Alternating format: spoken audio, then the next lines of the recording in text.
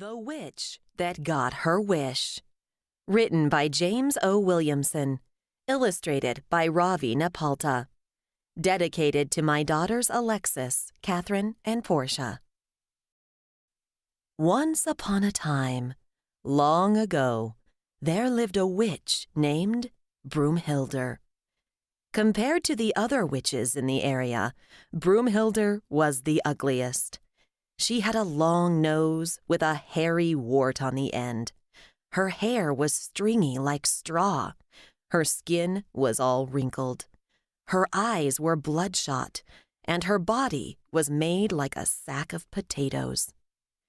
Being so ugly was really to Broomhilder's advantage, because all the other witches believed that because of her ugliness, she was more powerful.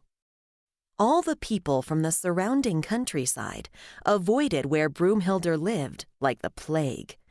However, where Broomhilder lived was very beautiful. Broomhilder lived high on a grass-covered hill, filled with animals of all kinds. There was even a tall waterfall, which created the many scenic and fish-filled streams spreading throughout her land. The few hunters foolish enough to think they could enter her property undetected and hunt the animals on her land found out the hard way by being turned into stone that Broomhilder was not easily fooled. The animals were the only ones that Broomhilder had any real contact with. However, though she saved them from the hunter's arrow and their traps, they had to worry about her changing them into something other than what they were.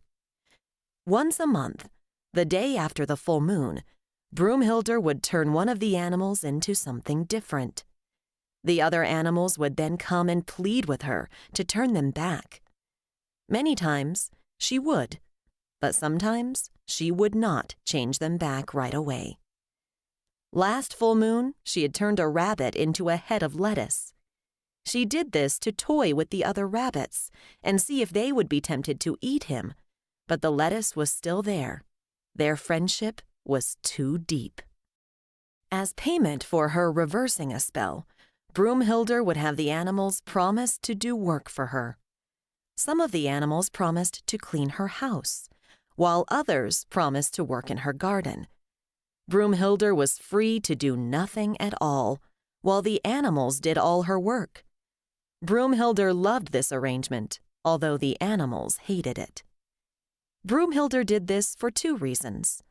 One, she believed, like everyone else, that because of her ugliness, even the animals were frightened by her looks. That is why Broomhilder kept some of the animals under a spell at all times, and used their friendship to keep the rest of the animals from leaving. Without the animals, Broomhilder believed that she would be totally alone. The other reason was, she's a witch.